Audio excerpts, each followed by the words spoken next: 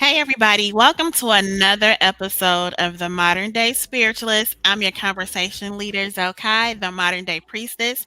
And in today's episode, we're going to be talking about the life coach who happens to be spiritual with Coach Carla.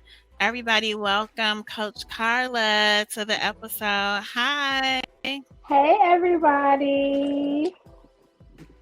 Carla, tell us a little bit about your background. Just tell us a little bit about yourself. Okay, so I am a life coach. I am out here trying to help women bridge the gap between who they are and who they want to be.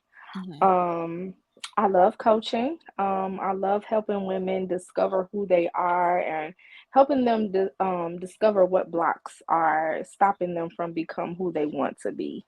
I kind of have had this gift for a long time. For some reason, people just always come and tell me all of their problems and ask for my insight. So that's kind of how I got into coaching. Mhm. So I took a coaching class and now we're here.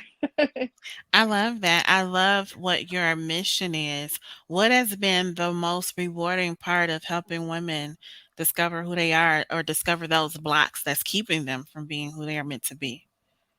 I think for me, the rewarding part is um just women coming to me and saying, hey, like, you helped me really discover like who I am. Mhm. You helped me discover what has been stopping me from, moving forward in life. You've helped me discover what I needed to address to become who I want to be. So I think for me, just hearing like those success stories is what kind of helps me kind of keep going, and it kind of just makes me feel good, like, okay, I kind of got this gift of Mhm. helping people discover who they are and what's stopping them from becoming who they really want to be in life.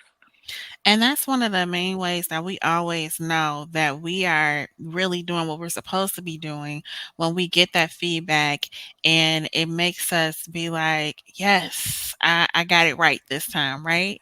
Yeah, absolutely, absolutely. The feedback is amazing. It makes you feel really good and like, hey, I'm really out here living in my purpose. Right. How did you know you wanted to be a coach?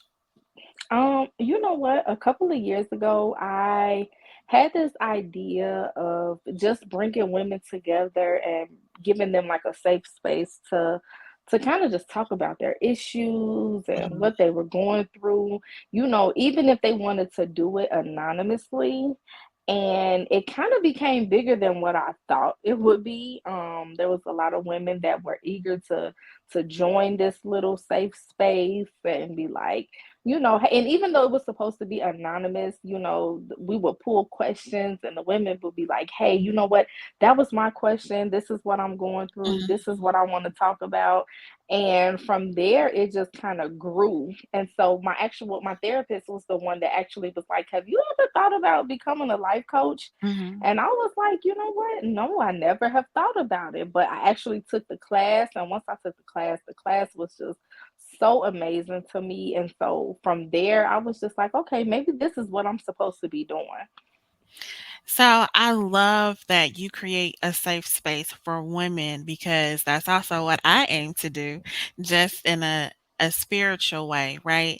It's Mm-hmm. important for us because especially as Black women, we don't have many safe spaces. We always find each other either attacking one another or everybody else attacking us. So to be able to talk about what you have going on with other women, with your tribe, I feel like we're taking a little bit of the ancient days, but bringing it over here into the modern times. That community was so important back then, and it still is. It still Yeah, is. absolutely. And to know that you're not alone in the process, I feel like helps the healing process, a little bit faster. It does. It does. And when other women are seeing you able to be, being vulnerable and being able to talk about what you have been through yourself, it makes other women comfortable and being themselves and talk about Mhm. what they've been through and getting stuff off of their chest that they may not have wanted to talk about before. Absolutely. So, yeah. So, what's your coaching style? Everybody kind of has like their, signature style. What's Coach Carla's Yeah, style? you know what? For me, it's following my intuition, listening to people and listening to what they're not saying.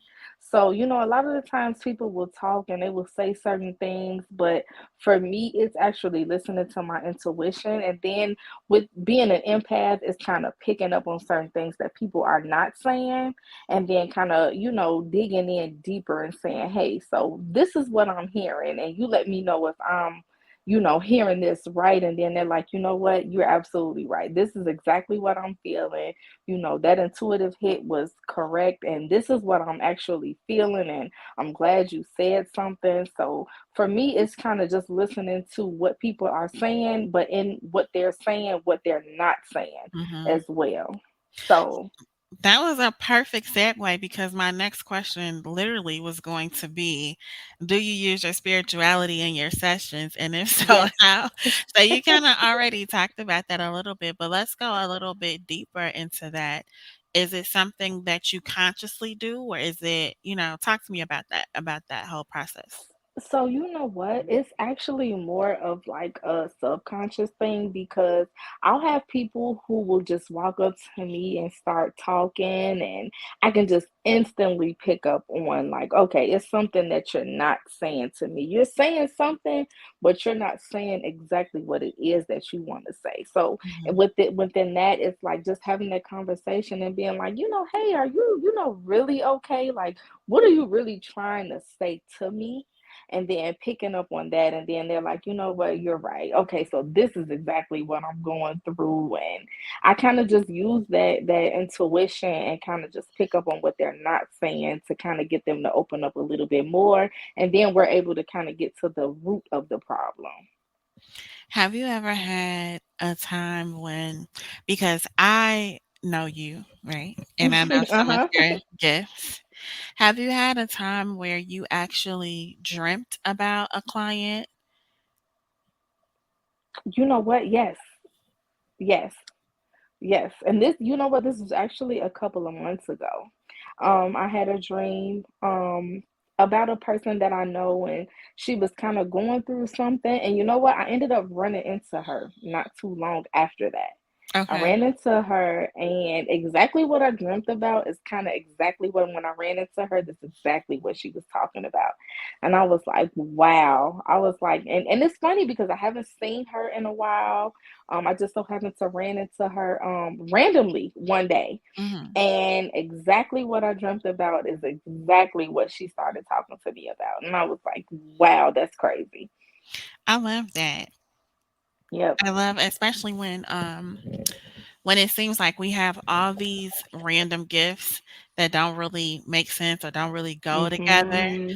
And then you see how, like you said earlier, when you are walking in your purpose, then you see like, oh, this makes sense. Why I have this gift, or how I can use this over here. Mm-hmm. What other ways do you incorporate your spirituality into your business? Because as a modern day spiritualist, we're not just sitting at our altars all day, conjuring up Mm-hmm. stuff. We're actually living live. So, what does your spiritual practice look like? You know what? It comes down to number one, intuition. I think followed by the intuition comes like the dreams and stuff, like the messages and stuff that I get through my dreams.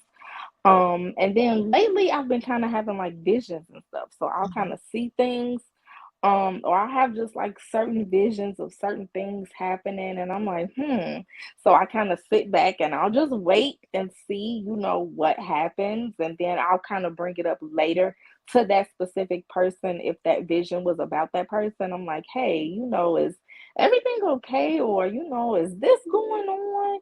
So it's like a mix of like the intuition plus the dreams plus the premonitions now. Mhm.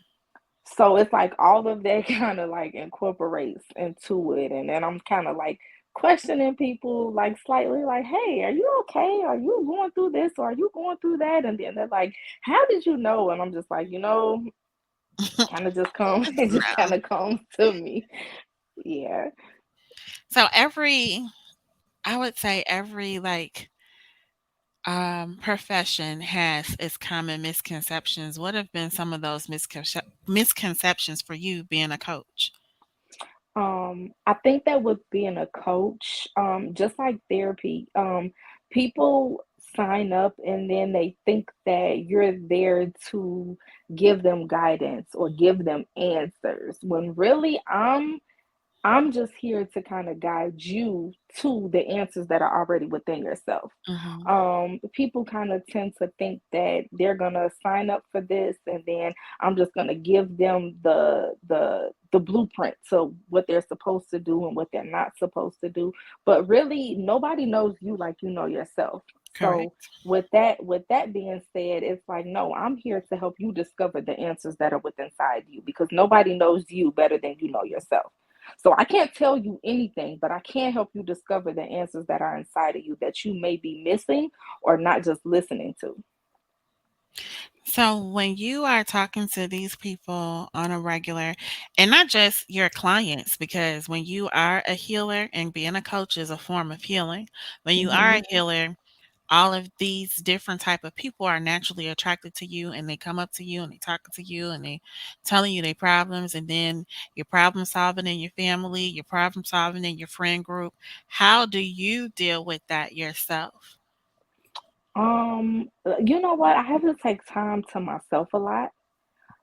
Sometimes I do have to turn that off and say, "Hey, look, I don't have the capacity today, because taking on other people's problems can drain your own energy. So Mhm. if you're not setting those boundaries for yourself, it can be tough because you're taking on everyone else's energy and then you find yourself sad, depressed, or whatever because you're taking on everybody else's stuff. So sometimes you have to just sit within yourself and say, hey, you know what, let me meditate, let me take some quiet time for myself, and let me just breathe and just sit in stillness sometimes just to kind of gather yourself and center yourself Mhm. back without having everyone else's energy attached to you. Like I always say, meditation is key. Yes, It is key. yes, It yes, that is your will, motto. Yes, yes, that's your motto. because when you think about it, it's literally the answer to everything. It Mhm. is. And if you can't Mhm. figure out the answer, that's the answer to get the answer. Yep. Yep. So Sitting it's like still the and key. listening. Yeah, it's absolutely the Yep. key. So do you have a coach yourself? Yes, you. Ah, Well, you know that whenever I'm man. going through anything or I can't figure out the answer, I'm like, Brina, help. So I ask that because it's important for people to know that just because you are a coach, you have Mhm. to stay on your level and have your own coach, have your own advisor. Like I coach you all and I advise you all, but I also Yep. have a coach. I also have my own godparents and my own team of advisors, that I Yep. go to. Um, so that's important because you always want to, one, you got to be sharp yourself. Yes, You can't be the absolutely. smartest person in the room, right? Mhm. Yep. So, you wanna, constantly evolve. That's the whole point of it all, right? We wanna Mhm. evolve. We wanna get on our level and stay on that level and get to the final destination. So Yes, absolutely. You like you said, you always want someone that knows more than you so that you're constantly learning. If you're the smartest person in the room, you're in the wrong room. mhm, for real. Yeah. If you the smartest person, if you the richest person, all of that. Yep.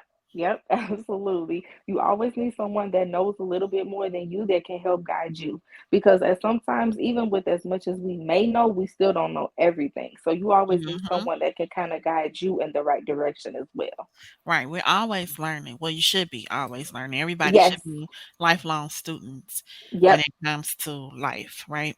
Yes, Yeah. absolutely. They taught us that in coaching class. Like every person that you meet is your student and your teacher. So we're Mhm. all learning and teaching each other something, I like no that. matter what. That's good.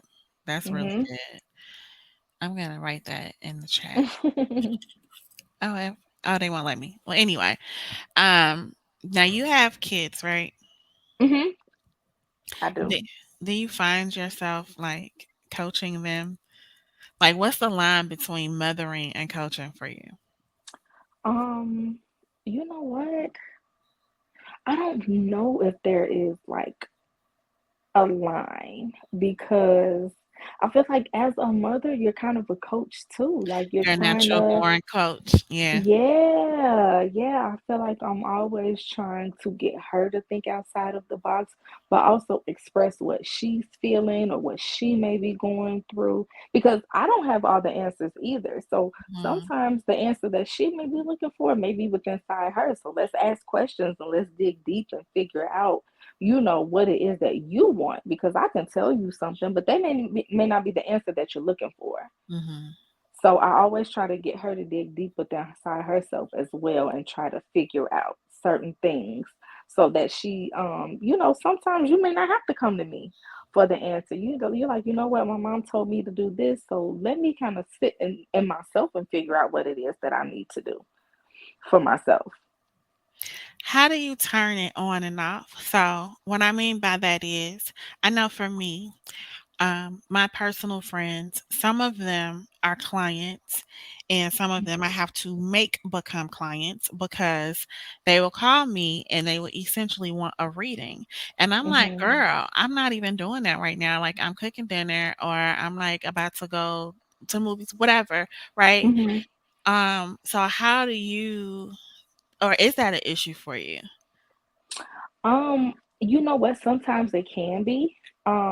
Yeah, and you know what? From my therapist, I actually learned, like, hey, when somebody comes to you and they have an issue, sometimes you gotta ask, like, hey, are you calling to get my feedback or do you just want someone to listen? Because sometimes people are just calling to vent and they just may Mhm. want someone to listen. So I always try to ask that question, like, hey, before you start, talking, are you venting or do you want my feedback? And Yeah. then that's kind of how I'll distinguish, like, okay, do I need to kind of coach you a little bit, or are you just calling as a friend and you just need someone to listen? Yeah, I have to ask that question, and then I have to also throw in, do you need a reading? Because if you need a Mm-hmm. reading at this point, you need to make an appointment, right? You Yes. need to make an Yep. appointment Exactly. Exactly. because Exactly. otherwise it will become so draining. Mm-hmm. And it would, it'll get a little crazy. And I think you Yeah. mentioned this earlier, but this is something that I practice too, and I've been doing it for a long time. Before I even call somebody and vent, I will say, "Hey, do you have the emotional capacity right Mm-hmm. now to deal with what I'm about to say to you? Because you might not, have the Yep. bandwidth for it." Yep, yep, and I think that that is so important because um we're all going through stuff, right? So, today I may have the weight of the world on my shoulders and I may not have the capacity to Mhm. deal with what you're calling me for and you may not have the capacity to deal with what I may be calling you for. So, Yeah. I do always try to ask like, do you have the mental capacity to deal? I just need to vent and I just want you to listen, but I need to know if you have the capacity for that right now because you may have your own stuff going on Mhm. and you may not want to hear, any other, sad news, Right, bad news, or exactly. whatever. So, yeah, I always try to ask first, like, hey, do you have the capacity for this before I start venting? Yeah, I even do that with my mom. And the Mm first time I did it, she said, "Oh, thank you for asking me that, because I was having a hmm. hard day, but I'm okay for my baby," you know? Mm So hmm. it's Yep. important to ask because you never know, Yeah. what somebody else is going through or what they, have going on. Yeah, absolutely, absolutely. And then you just with being an empath, I know how it can be for me sometimes when Mhm, people just call and they're just ranting and raving and I'm just like, dang, they didn't even ask if I had the capacity for mhm, this. So now I'm dealing with my stuff plus your stuff. mhm. So I think that that's a very important question to ask before you call someone to just vent. Like, make sure that they have the mental capacity for that. So how does it work with you being, an empath and being a coach? Whoa.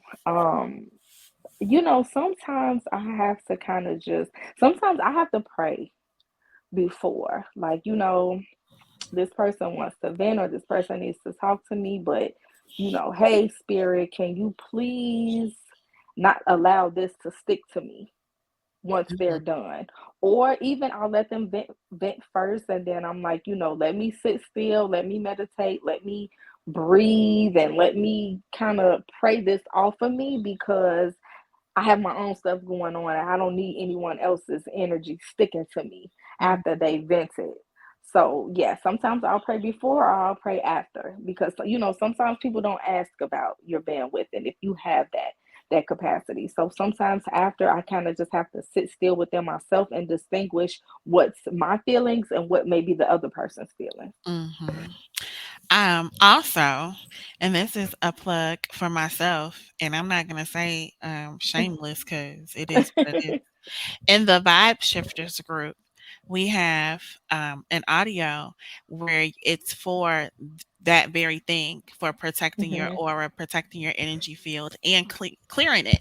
Because a Mhm. lot of us are empaths in our daily lives. We encounter so much and we take on so much. And sometimes you just need a tool to help you, Mhm. function and get through it. Yep. So if y'all haven't joined yet, Zokai.co is the Vibe Shifters group.